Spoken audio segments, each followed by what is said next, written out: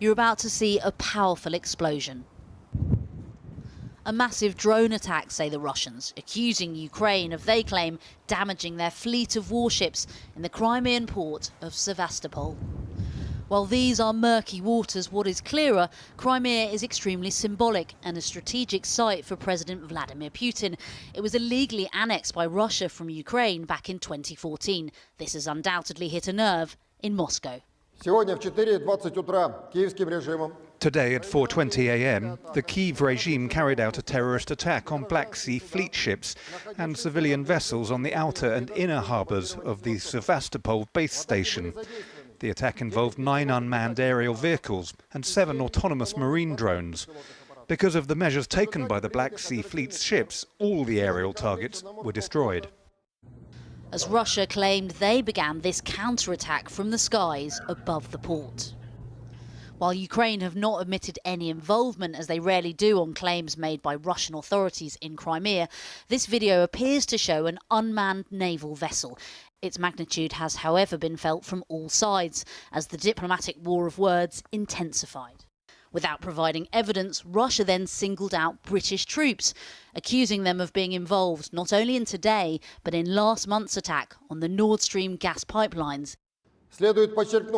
According to available information, representatives of this unit of the British Navy took part in the planning, provision and implementation of a terrorist attack in the Baltic Sea on September 26 this year, blowing up the Nord Stream 1 and Nord Stream 2 gas pipelines. And in a stormy exchange, the UK's Ministry of Defence responded. This is about as on the nose as it gets in military speak, accusing Russia of resorting to peddling false claims of an epic scale to detract from what they called their disastrous handling of the illegal invasion of Ukraine. More uncharted waters now lie ahead.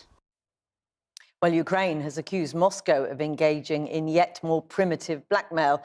Our Foreign Affairs correspondent Porrick O'Brien is in Dnipro. Porrick.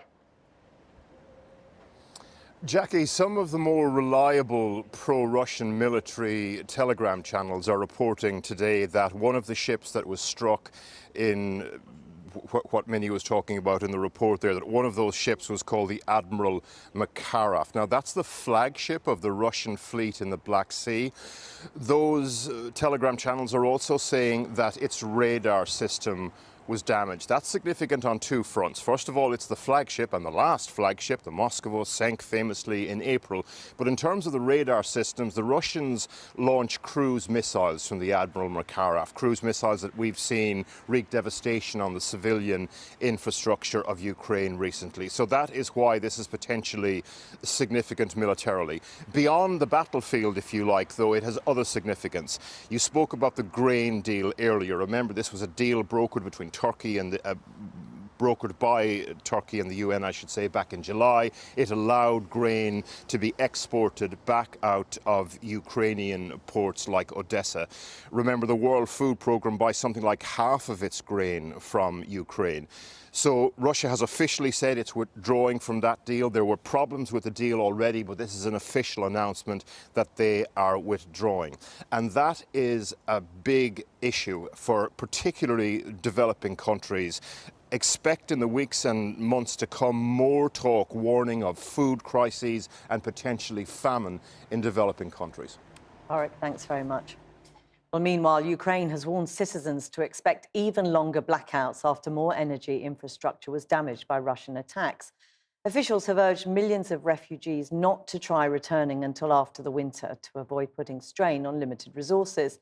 But after months of war, some have managed to go back for a few days to see relatives and check up on their homes. We travelled with one young English teacher. She made the risky journey back to Kharkiv in eastern Ukraine. Returning home, not sure what she will find. Svitlana Pristupa fled her home in Kharkiv back in March when the city was under relentless attack by Russian forces.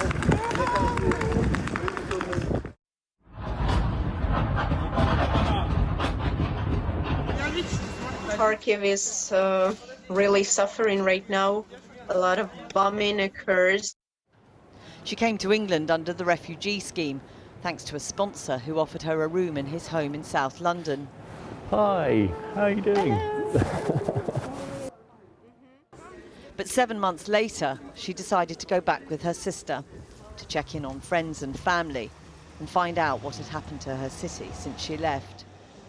It is very surreal and strange because the city on the one hand lives and fights and its heart beats because there are some shops and some restaurants, the transport is running, so the city is breathing. But on the other hand, the city is big and usually a lot of people live here. Now, of course, it's not that crowded, and to see this huge megapolis so empty is really strange. Kharkiv is just 20 miles from the Russian border, and although Ukrainian forces have liberated almost the entire province, the city is deeply scarred by bomb damage.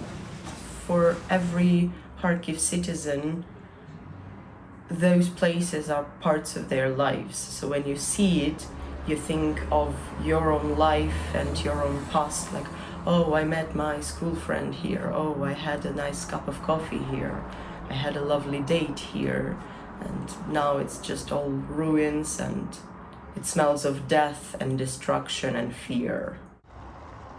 Missile and drone attacks are now a part of life, yet those who've remained in the city somehow carry on.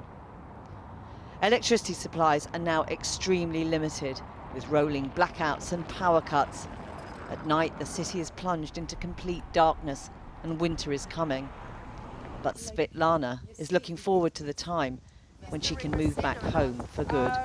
I'm so worried about people who are still here, my close ones, but I think they are really made of steel because I would be so scared every minute.